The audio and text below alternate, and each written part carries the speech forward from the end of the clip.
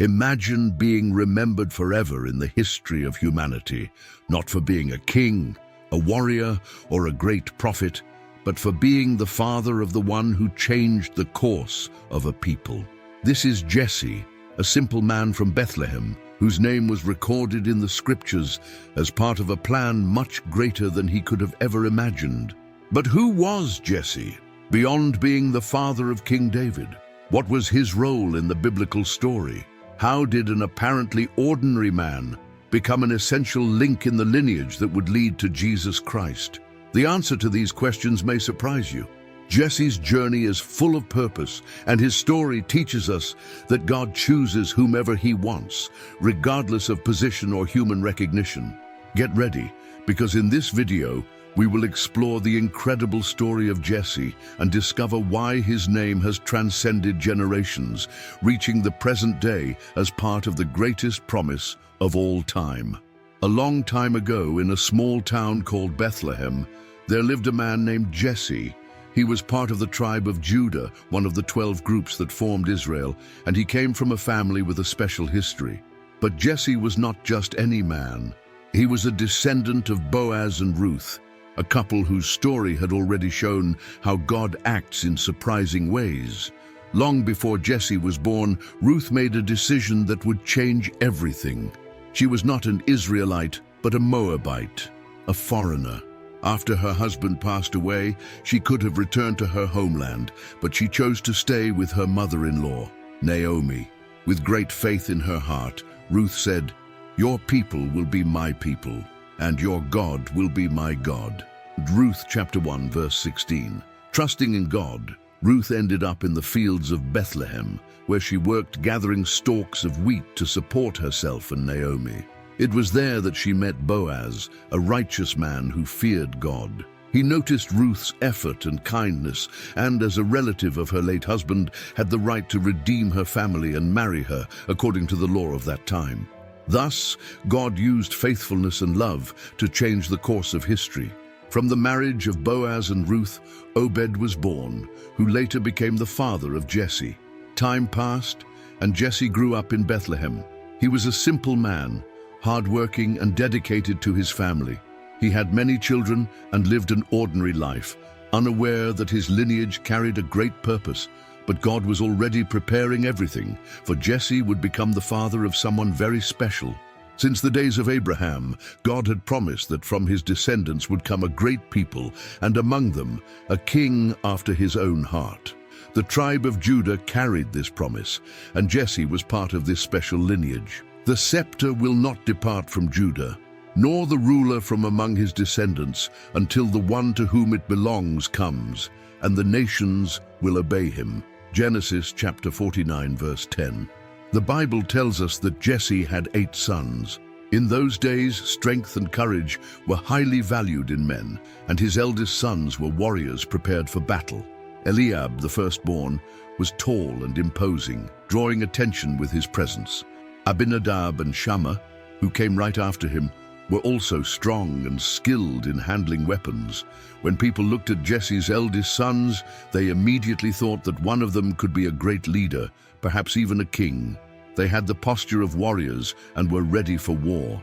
But there was one son whom almost no one noticed.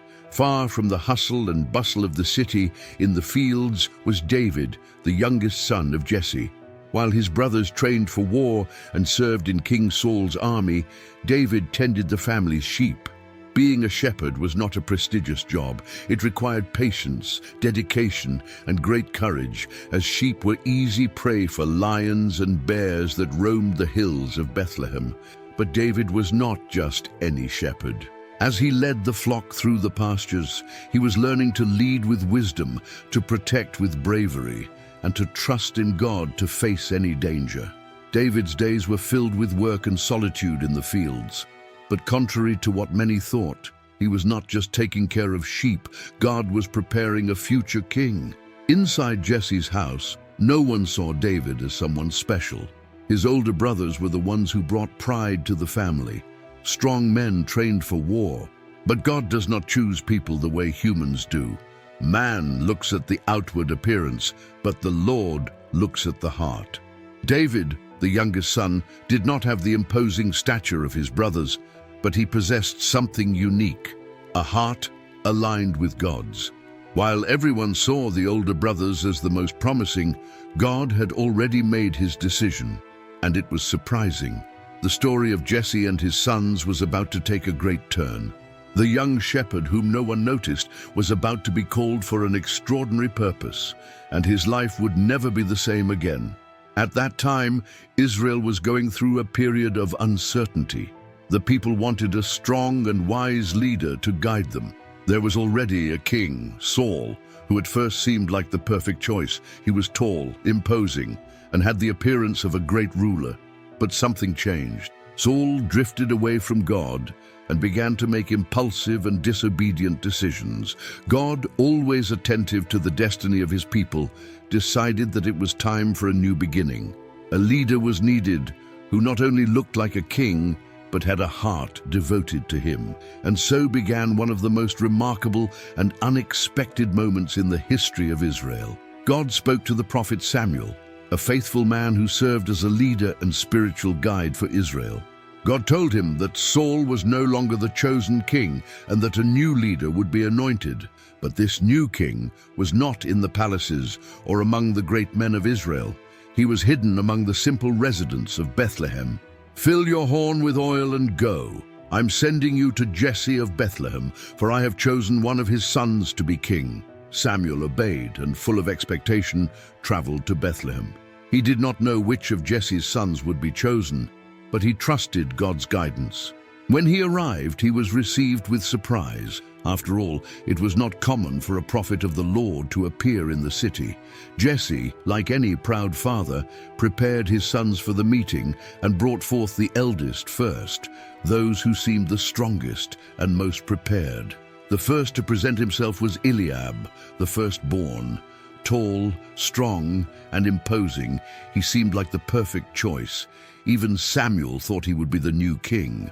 But at that moment, God spoke clearly to the prophet's heart. "Do not look at his appearance or his height, for I have rejected him.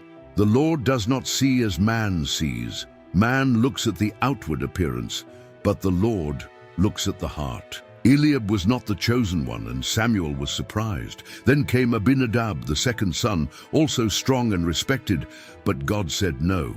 Next was Shammah, and once again, God did not choose him.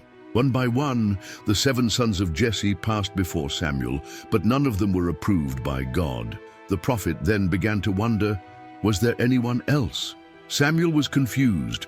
God had sent him to Jesse's house, but none of the sons presented were the chosen one. Something was missing. Then, with curiosity and a sense of urgency, Samuel asked, "Are these all your sons?" Only at that moment did Jesse remember the youngest one, David. But David was not there. He was far away, in the fields, taking care of the sheep, a simple job that no one thought was important for that occasion. After all, who would imagine that the youngest son, who was not even called to the meeting, could be God's chosen one? Jesse replied, "There is still the youngest, who is taking care of the sheep." Without wasting time, Samuel said, "Send for him. We will not sit down to eat until he arrives." Quickly, someone went to fetch David. When he entered, he was young, with a simple appearance, but with bright eyes and a courageous heart. His brothers might have seen him only as a simple shepherd, but God saw much more. At that moment, the Lord spoke to Samuel's heart. "He is the one. Rise and anoint him." To everyone's surprise, David was chosen. The son whom no one expected was, in fact, set apart by God to lead Israel. In front of his brothers, Samuel took the horn of oil and anointed David. And from that moment on, the Spirit of the Lord came upon him, beginning a story that would change the destiny of Israel forever. Times were difficult in Israel. King Saul's army was camped in the valley of Elah, ready to fight against the Philistines. But there was a great problem. A gigantic warrior named Goliath appeared every day to mock the soldiers of Israel and challenge them to combat. Goliath was not just any soldier. He was nearly 3 meters tall, wore a gleaming bronze armor, and carried an enormous sword. His shield was so heavy that he needed a shield bearer just to carry it. His thunderous voice echoed across the battlefield as he challenged any Israelite to face him. But no one had the courage, not even King Saul. Meanwhile, in Bethlehem, Jesse followed the news of the war with concern. 3 of his eldest sons, Eliab, Abinadab, and Shammah, were fighting alongside Saul. Wanting to know how they were, he called David and gave him a seemingly simple task, but one that would change his life forever. Jesse looked at David and said, "Take these loaves of bread and grains to your brothers in the camp, and these cheeses to their captain.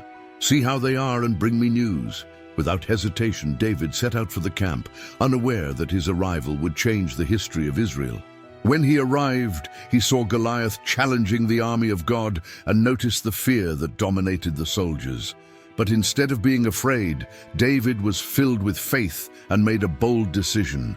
Armed only with a sling and 5 smooth stones, he faced the giant in the name of the Lord. With a single precise shot, he defeated Goliath, bringing a great victory to Israel and becoming a hero in the eyes of the people. The news quickly spread throughout all of Israel. David, the young shepherd from Bethlehem, had defeated the giant Goliath. The boy who had left home only to bring food to his brothers was now the great hero of the nation. His name was on the lips of soldiers, villagers, and even members of King Saul's palace. But no one was more surprised than his father, Jesse. He knew that David had been anointed by the prophet Samuel, but he never imagined that God's promises would begin to be fulfilled so quickly. In a single day, his son went from being just an unknown shepherd to becoming the most talked about warrior in Israel. The city of Bethlehem was in an uproar when the messengers arrived with the great news. The son of Jesse, David, has defeated Goliath. Israel has conquered the Philistines. The neighbors quickly gathered around Jesse's house, wanting to know more about the young man whom they had always seen as just a simple shepherd. No one could have imagined that he was destined for such greatness. Jesse felt his heart fill with emotion and gratitude. He realized that God was leading David towards something far greater than anyone could have imagined. Meanwhile, in the palace, King Saul, who had been overcome by fear and uncertainty, saw in David a new hope for Israel. The young man was not just a courageous warrior. He was someone who carried the presence of God. And David behaved wisely in everything he did, and the Lord was with him. Impressed, Saul made a decision that would change David's life forever. He would remain in the palace and serve the king directly. His time as a shepherd had come to an end. Shortly after, the king's messengers arrived at Jesse's house with a request that would forever transform David's future. Saul sent a message to Jesse saying, "Send me your son David, the one who tends the sheep." Jesse, understanding that this was part of God's plan, blessed his son and sent him to the palace. David, who had once been just a shepherd, would now serve the king. But he did not arrive at the palace only as a victorious warrior. David was also a talented musician. Since childhood, while tending the sheep, he had played the harp for God. Now, this gift would serve an even greater purpose. King Saul suffered from spiritual torment and lived in distress. However, whenever David played his harp, he felt relief, and his peace returned. Whenever an evil spirit tormented Saul, David would play the harp, and the king would feel better, and the evil spirit would depart from him. Over time, David gained respect among the king's officers. He was not just the young man who had defeated Goliath, but a wise, prudent man, full of the presence of God. The people of Israel began to admire him even more. His name spread throughout the kingdom, and the women sang about his victories. "Saul has slain thousands, but David has slain tens of thousands." These words, although they showed the people's love for David, awakened a dangerous feeling in Saul's heart: envy. The king realized that David was becoming more and more popular and began to see him as a threat to his throne. From that day on, Saul watched David with jealousy. Now, even in the face of the king's jealousy and distrust, David remained humble and faithful, knowing that God was in control of his life. David's journey was remarkable. He went from being unnoticed in the fields to standing among the most important men of Israel. He not only earned the respect of the king and the soldiers, but also of the people. All of this showed that God had chosen wisely. The boy who had been overlooked when Samuel visited Jesse's house was now one of the most important men in the kingdom. But the story of Jesse is not just about the father of a king. His name transcended generations and became a symbol of something much greater, the promise of an eternal kingdom. Not a kingdom ruled by an earthly king, but by the very Son of God. To many, Jesse was just a simple man from Bethlehem, the father of David. But in God's plan, he was an essential part of something grand, the lineage of the Messiah. After the death of Jesse and David, Israel went through difficult times. The great kingdom that David and Solomon had built was divided. Unjust kings took power, the people drifted away from God, and the nation was eventually taken into exile. It seemed that the hope of a strong kingdom had been destroyed, like a tree cut down, leaving only a dry stump. But in the midst of this darkness, God made a promise through the prophet Isaiah.